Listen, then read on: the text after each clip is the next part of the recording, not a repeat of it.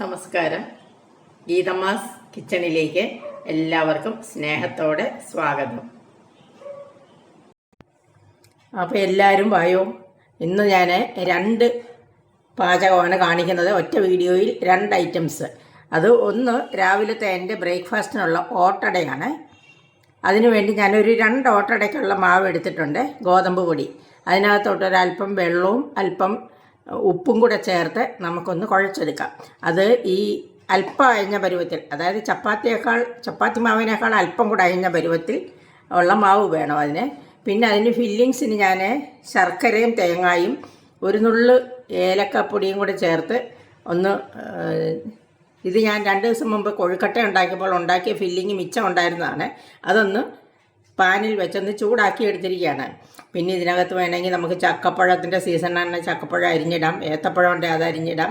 അങ്ങനെ ഒരുപാട് പലതരത്തിലും പലരും ഉപയോഗിക്കുന്നുണ്ട്. ഞാനിപ്പോൾ ഇത് മാത്രം ശർക്കരയും തേങ്ങായും ഏലക്കാപ്പൊടിയും മാത്രം എടുത്തിട്ടുള്ളേ.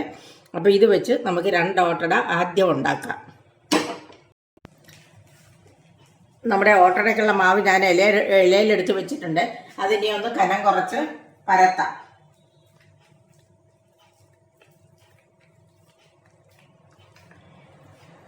എത്രയും കനം കുറച്ച് പരത്തുന്നോ അത്രയും ടേസ്റ്റാണ്, മയവും കിട്ടും. കുറച്ച് മാവ് വെച്ച് നല്ല കനം കുറച്ച് പരത്തുവാണ് ഏറ്റവും നല്ലത്. ഇനി അതിൻ്റെ മുകളിലോട്ട് നമുക്ക് ഈ ഫില്ലിങ്സ് വെച്ച് കൊടുക്കാം. ഒരു പകുതി സ്ഥലത്ത് ഫില്ലിങ്സ് വെച്ചാൽ മതി.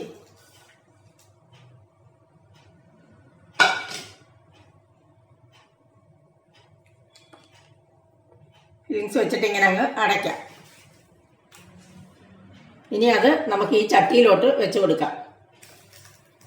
ആദ്യം ഒരെണ്ണം ഞാൻ അങ്ങനെ വെച്ചു, അത് ഇതിനകത്തുണ്ട്.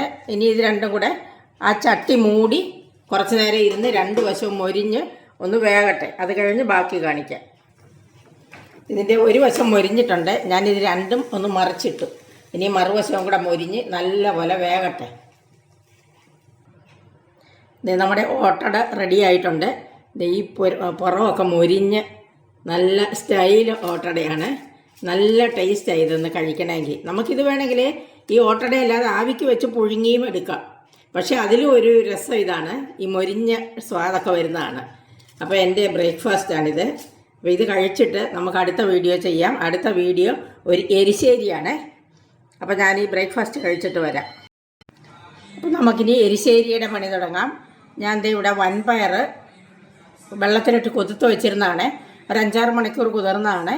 അത് ഒരു 1/2 കപ്പ് വെള്ളത്തിലിട്ടാണ്. ഇപ്പോൾ അത് 1 കപ്പിന് മേളിലുണ്ട്. ഇത് എല്ലാവരും കണ്ടിട്ടുണ്ടോ എന്ന് എനിക്കറിയത്തില്ല. ഞാൻ ഇപ്രാവശ്യം സൂപ്പർ മാർക്കറ്റിൽ ചെന്നപ്പോൾ കണ്ടതാണ് ചെറിയ വൻപയർ, അതായത് ചെറുപയറിൻ്റെ വലിപ്പമേ ഉള്ളൂ. അപ്പോൾ അതൊന്ന് ഞാനൊന്ന് എടുത്ത് നോക്കിയതാണ്, എരിശ്ശേരിക്ക് എങ്ങനെ ഉണ്ടെന്ന് നോക്കാം. അപ്പോൾ അതിനകത്തോട്ട് നമുക്ക് ഈ മത്തങ്ങ ഇട്ട് കൊടുക്കാം. ഇത്രയും മത്തങ്ങ ഉണ്ട്. മത്തങ്ങ ഒരു 1/2 കിലോയുടെ അടുത്തുണ്ട്. പിന്നെ അതിനകത്തോട്ട് അല്പം പൊടികൾ ഇട്ട് കൊടുക്കാം. ഒരു ടീസ്പൂൺ മുളക് പൊടി, ആവശ്യത്തിന് ഉപ്പ്, ഒരു 1/2 ടീസ്പൂൺ മഞ്ഞൾപ്പൊടി, ഒരു നുള്ളു കുരുമുളക് പൊടി. അത് ഓപ്ഷണലാണ്, പക്ഷെ അതൊരു ടേസ്റ്റാണ് എരിശ്ശേരിക്ക് കേട്ടോ. അപ്പോൾ ഇതെല്ലാം കൂടെ നമുക്ക് ഇതിനകത്തോട്ട് ഇട്ട് കൊടുക്കാം. ഇനി ഇതിനകത്ത് ആവശ്യത്തിന് വെള്ളം ഒഴിച്ചു കൊടുക്കാം. 2 ഗ്ലാസ് വെള്ളം ഒഴിക്കുന്നുണ്ട്. ഇനി കുക്കർ അടച്ച് ഇത് നമുക്ക് വേവിക്കാം. പൊതുവേ നമ്മൾ ഇപ്പം സദ്യകളിലൊക്കെ കിട്ടുന്ന എരിശ്ശേരി നല്ല കട്ടയായിട്ടാണ്, ഒരു ഗ്രേവി ഇല്ല, നല്ല കട്ടയായിട്ട് അവിയലൊക്കെ ഇരിക്കുന്ന പോലെയാണ് ഇരിക്കുന്നത്. പക്ഷേ ഞങ്ങളുടെ വീട്ടിലൊക്കെ ചെറുപ്പം മുതലേ എൻ്റെ വീട്ടിലൊക്കെ കാണുന്നത് ഒരല്പം അയഞ്ഞ പരുവത്തിലുള്ള എരിശ്ശേരിയാണ്.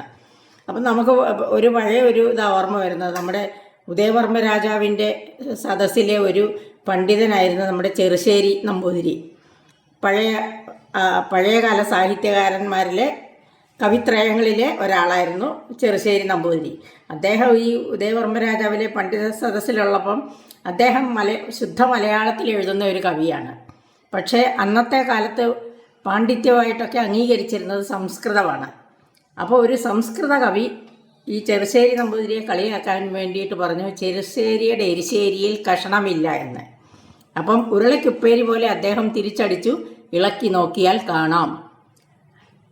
അപ്പോൾ അത് ഞാനിവിടെ പറയാൻ കാര്യം എന്നാന്ന് വെച്ചാൽ, ഈ എരിശ്ശേരി എന്ന ചെറുശ്ശേരി നമ്പൂതിരി ജീവിച്ചിരുന്നത് 15-ാം നൂറ്റാണ്ടിലൊക്കെയാണ്, അതായത് 160 വർഷം മുമ്പാണ്. അപ്പം അന്നേ ഈ എരിശ്ശേരി വളരെ എല്ലാവർക്കും അറിയാവുന്ന പ്രസിദ്ധമായ ഒരു കറിയാണ് എരിശ്ശേരി. അത് മാത്രമല്ല, അത് ഇളക്കി നോക്കിയാൽ കാണാമെന്ന് പറയുമ്പോൾ തീർച്ചയായിട്ടും അതൊരല്പം ഗ്രേവിയുള്ള കറിയായിരിക്കും. ഒരു കുഴമ്പ് പരുവത്തിൽ, അപ്പം ഇളക്കുമ്പം കഷണങ്ങൾ പൊങ്ങി വരുന്ന തരത്തിലുള്ള ഒരു കറിയായിരിക്കും എന്നുള്ള നിഗമനത്തിലാണ് ഞാൻ എത്തിച്ചേർന്നിരിക്കുന്നത്. പക്ഷേ ഇപ്പം സദ്യയിലെല്ലാം കട്ടയായിട്ടുള്ള എരിശ്ശേരിയാണ്. അപ്പോൾ എന്തായാലും നമ്മുടെ എരിശ്ശേരിക്ക് ഒരു ഗ്രേവിയോടുകൂടിയാണ് ഞാൻ ഉദ്ദേശിക്കുന്നത്. അതുകൊണ്ട് തന്നെ അതിനൊരു അരപ്പ് വേണം. അരപ്പ് തയ്യാറാക്കാനായിട്ട് ഞാനൊരു 1/2 കപ്പ് തേങ്ങയെ, 1 പച്ചമുളക്, 2 കഷ്ണം ഉള്ളി കൂടി പോകരുത്. ഇതെത്രയോ ഒന്ന് നന്നായിട്ട് അരച്ചെടുക്കാം. ജീരകം ഒരു 1/2 സ്പൂൺ ജീരകവും ഉണ്ട്. അപ്പോൾ ഇതെല്ലാം കൂടെ നമുക്ക് അരച്ചെടുത്തുകൊണ്ട് വരാം. അപ്പോഴത്തേക്ക് അത് വേകട്ടെ. നമ്മൾ മത്തങ്ങയും പയറും ഒക്കെ നന്നായിട്ട് വെന്തു. ഞാനതൊന്ന് ഉടച്ചെടുത്തിട്ടുണ്ട്. പാകത്തിന് വെന്ത് കേട്ടോ, നല്ല കറക്റ്റാണ്. മത്തങ്ങയൊക്കെ ഉടഞ്ഞു പോയി. ഇനി ഇതിനകത്തോട്ട് നമുക്ക് ഈ അരപ്പ് ചേർക്കാം. തേങ്ങയും ജീരകവും 2 കഷ്ണം ഉള്ളിയും കൂടെ ചേർത്താണ്. അപ്പോൾ ആ ഉള്ളിയും ഒരു പച്ചമുളകും, അപ്പോൾ ആ ഉള്ളിയും പച്ചമുളകും ഒക്കെ ഒന്ന് വേവണം. അതിനായിട്ട് ഇതിട്ട് 1 മിനിറ്റ് ഒന്ന് മൂടി വെച്ച് വേവിക്കാം. പിന്നെ ഒരു കാര്യം, ഈ സമയം കൊണ്ട് എല്ലാവരും എൻ്റെ ചാനലൊന്ന് സബ്സ്ക്രൈബ് ചെയ്യുക.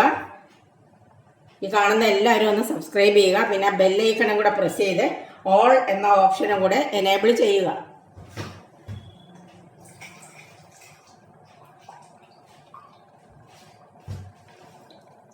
മിക്സി കഴുകി ഒരല്പം വെള്ളവും കൂടെ ഒഴിച്ചിട്ടുണ്ട്.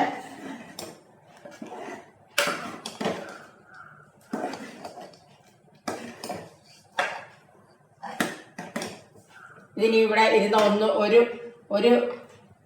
ഒന്നുകൂടെ ഒന്ന് വെന്തോട്ടെ. 1 മിനിറ്റ് അരപ്പും കൂടെ ഒന്ന് വെന്തോട്ടെ. അത് കഴിഞ്ഞ് നമുക്ക് താളിക്കാം.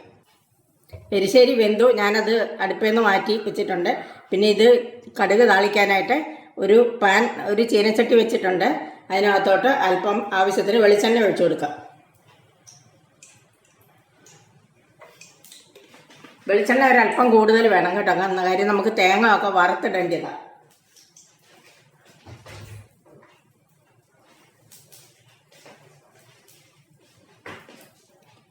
അപ്പോൾ എണ്ണ ചൂടായി. ഇനി നമുക്ക് കടുക് ഇട്ട് കൊടുക്കാം.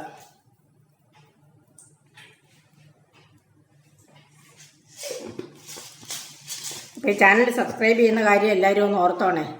ഞാൻ ഓരോ വീഡിയോയിലും പറയുന്നുണ്ട്. എന്നാലും നിങ്ങളുടെ പ്രോത്സാഹനമാണ് എൻ്റെ ശക്തി, എൻ്റെ ആത്മവിശ്വാസം.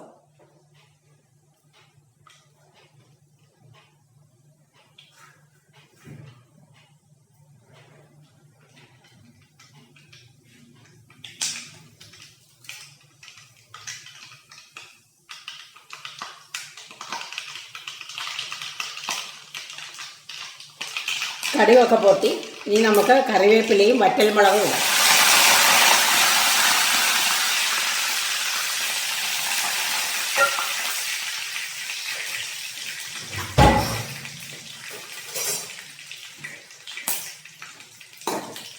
ഇനി ഇതിനകത്തോട്ട് ഇത്രയും തേങ്ങ ഇട്ടിട്ടുണ്ട്.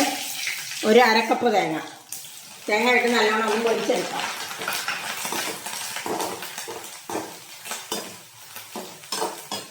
ഈ എരിശ്ശേരിയുടെ ഏറ്റവും വലിയ ഹൈലൈറ്റ് ഈ വറവാണ്. അതായത് ഈ തേങ്ങ മൊരിഞ്ഞ ആ ഒരു മണം, അതാണ് ഈ കറിയുടെ ഏറ്റവും വലിയ പ്രത്യേകത. അത് നല്ലോണം ഒന്ന് മൊരിയട്ടെ.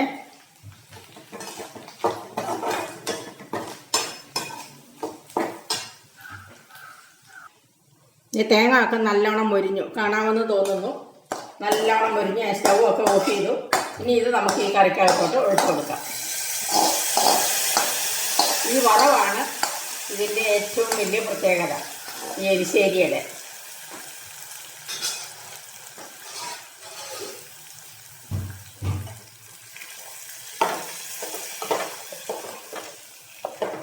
ഇനി ഇത് നല്ലവണ്ണം ഒന്ന് ഇളക്കി കൊടുക്കാം. ഇതിപ്പോൾ കാണാമല്ലോ, എല്ലാവർക്കും കാണാമെന്ന് വിചാരിക്കുന്നു. ഈ പാകത്തിലാണ് എൻ്റെ ചെറുപ്പം മുതലേ ഞാൻ കാണുന്ന എരിശ്ശേരി. ഇളക്കി നോക്കിയാൽ നമ്മുടെ ചെറുശ്ശേരി പറഞ്ഞ പോലെ കഷ്ണങ്ങൾ ഇളക്കി നോക്കിയാൽ കഷ്ണങ്ങളും കാണാം. കണ്ടോ, ഈ പാകത്തിനാണ് എരിശ്ശേരി ഉണ്ടാക്കേണ്ടത്. അപ്പോൾ എല്ലാവർക്കും ഇഷ്ടപ്പെട്ടെന്ന് വിചാരിക്കുന്നു. എല്ലാവർക്കും നന്ദി. അടുത്ത ഒരു പുതിയ വീഡിയോയുമായിട്ട് വീണ്ടും വരും. Thank you.